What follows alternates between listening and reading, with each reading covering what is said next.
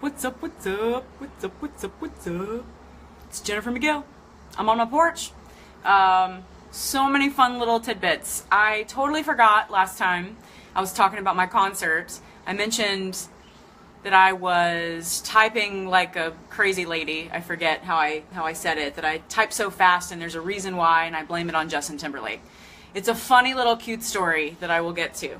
But just so many fun little tidbits I just wanted to scrape together and put into a little vlog really quick before next week when I do a little something more about the concert, because a lot of awesome stuff is happening with the concert. So excited to hear about all the reservations you're making. There is limited seating, and I'll tell you more about like what's been going on with getting us to the concert and all the prep and stuff. I'll tell you about that next week, like when we're about a week out.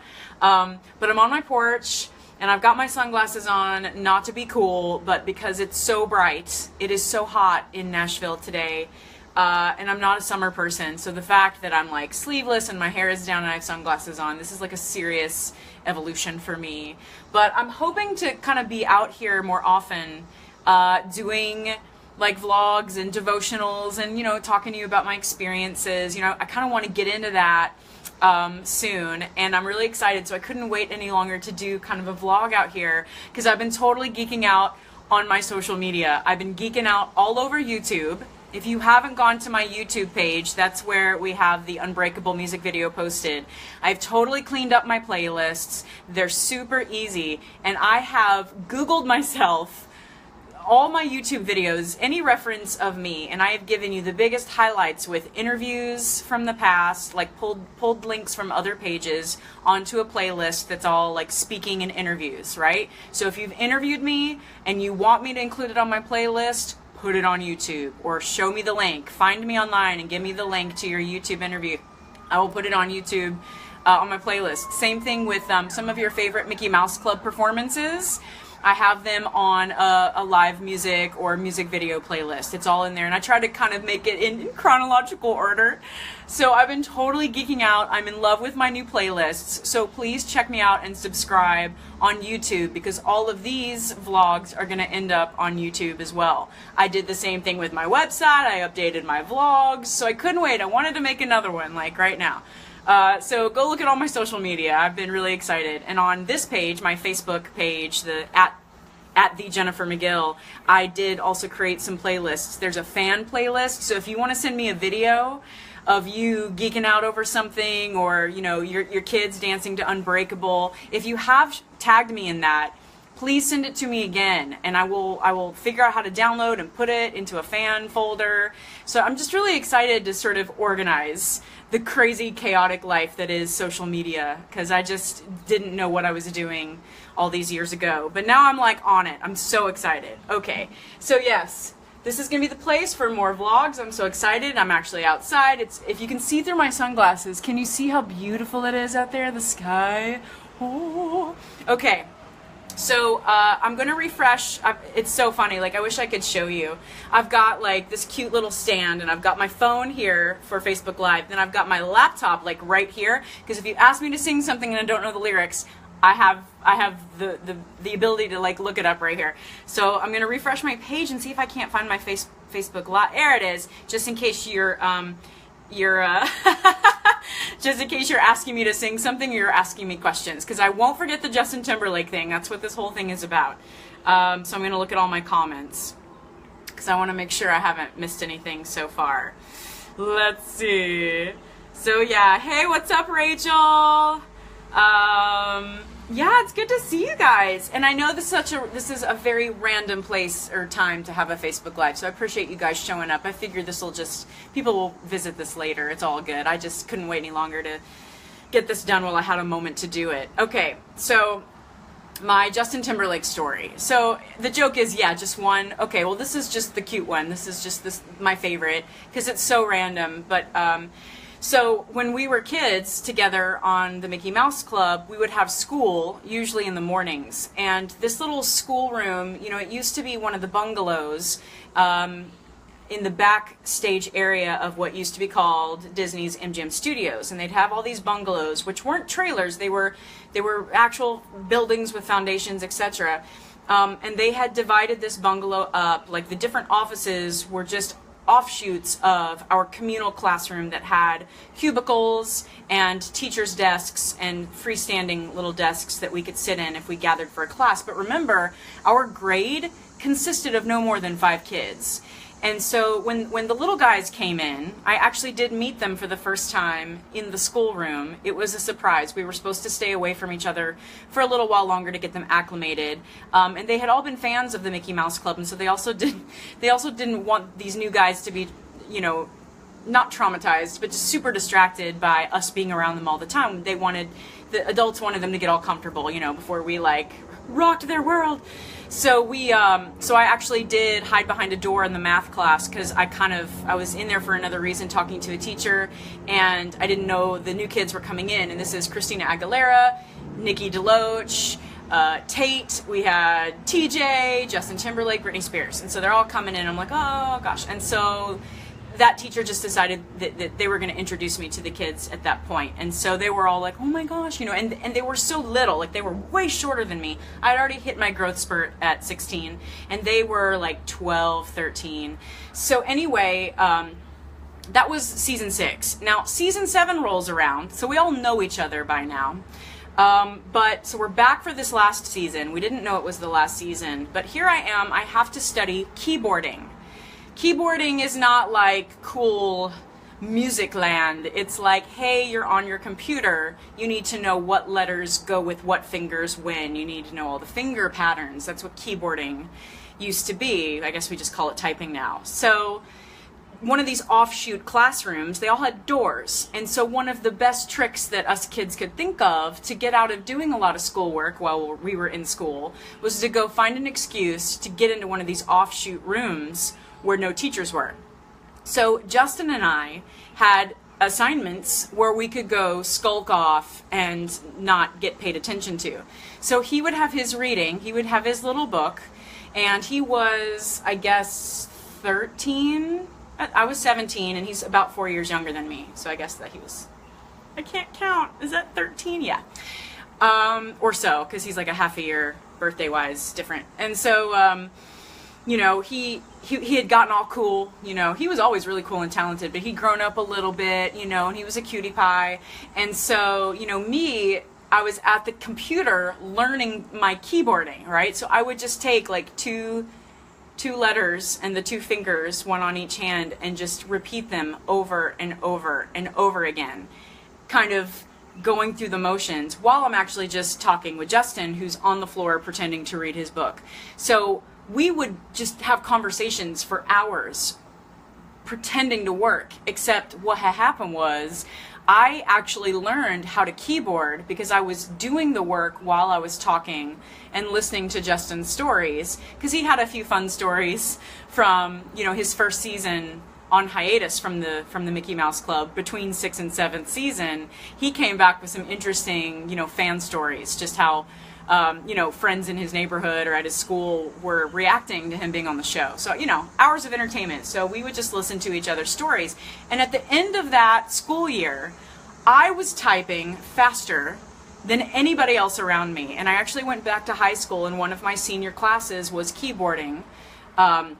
Because school days for the new Mickey Mouse Club, it was just a different schedule than normal high school curriculum, at least where I went to school. And so I was still having to go to school once that last season wrapped. So there I was in class, and I was like, and it was all because Justin Timberlake and I just sat in a room for hours and hours and just shared stories and talked and tried to procrastinate and not do real schoolwork. We just, you know, pretended to read from his book, and I was trying to pretend to keyboard, but I actually learned it really well. So, you know, I can never tell a fast short story, but there you go.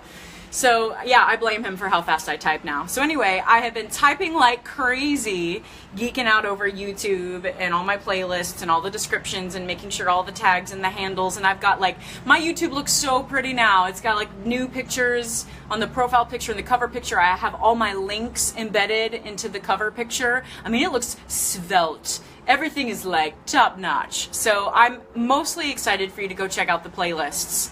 Because, yeah, I did. I really combed the YouTube. So, again, If you have an interview or any kind of video that you think falls into any of those playlists, get it on YouTube, send me a link. If you have a fan video, something that you want me to add to my playlist on Facebook that's just for fans, even if you've tagged me before or you've shown it to me and I've loved it, send me a link. Just message me or find me somewhere on social media. I'm in control of all of it. So I will check it out and I will put it into my little fan folder. Super exciting. Okay, let's see if anyone wants me to sing something. I'm refreshing my page. It is hot. It is hot out here. I know someone wanted me to sing something last time. And I don't want to, Alright. Yay, Malika. It's Malika's birthday today. Did I post that today? I think I did. So happy birthday to Malika. So, my sunglasses are crazy. So it's like hard for me to see anything. Miles! Oh my gosh, Miles. Okay, Miles Thorogood. There's not a dance number that goes by from the new Mickey Mouse Club that I don't think about Miles, even if Miles wasn't around when I was doing that dance, because all of my hand waving, it's like Miles Thorogood was just our amazing choreographer for so many years on the Mickey Mouse Club, and instead of working against this crazy wave stuff and handography that I was always just naturally kind of doing, he like put it into dance moves and told me just do your arm stuff, you know, and Love You More, not Love You More, Love You More was one of them, but Everything Changes, that's another one where it was just all these like, love someone, love someone, love someone. So yeah, Miles, I love you. Okay, I'm trying to think of something to sing because I really thought I'd get a request and I wouldn't have to think so hard. Well, see, and now we're just gonna sit in silence because I have to think about it. I don't want to sing the stuff from the album. Unbreakable isn't really a fun porch song. It's fun. It's not necessarily a porch song. And I don't want to sing in any of the other songs until the concert and sort of the debut stuff that's coming out on TV soon of that. I'm trying to think of something else. Like, should I sing one of my favorite Mickey Mouse Club songs? Sing a piece of your favorite song, please. What are some of my favorite songs? I do love Brian McKnight. I do love Mariah Carey. I could try to sing some Vanishing. I haven't sung that in a million years. Let me think of how that goes. It's not that one, is it? Yeah, I could. Okay, this is random. So if you love Mariah Carey back in the old days, let's see. Let me see if I remember this one, because I love this one. If I could recapture all of the memories and bring them to life, surely I would hear the distant laughter. Wasn't it you and me surviving the night? You're fading out of my sight so swiftly. You're vanishing, drifting away. You're vanishing, oh, you're vanishing. That's that one goes nuts, but I'm on a porch and I don't want to like go crazy. I know, I guess maybe I should find a place where I could like go crazy. Johnny Angel, oh my gosh. Okay, funny story, just for those who don't, I guess, live in the like the music world, you know, like kind of the details of it. Do you realize, maybe you don't, back in the day when the Mickey Mouse Club was happening and like when I was singing Johnny Angel the other time, we had no auto-tune. We had no voice polishing technology. Everything we sang, including through season 7, had to be natural. Like, we had to actually get it right in the studio instead of let someone clean it up and fix our tuning, fix our notes later. Everything you heard was real. If you heard a group singing in the background, you had to sing every one of those parts. You couldn't copy and paste, none of that. So Johnny Angel, it's so funny because I'm such a perfectionist. Johnny Angel, I'm so flat. Like, It's like Johnny Angel, how I love him. He's got something that I can't resist. And it's so, like, it's cute because I'm little and I get that. But anyway, I loved the 50s medley we did. He's got something that I can't resist. But he doesn't even know that I exist. And it's like, Betty Lou, please tell us true. It's so cute. Yes, Vanishing. Okay, good. Yes, I love Mariah too.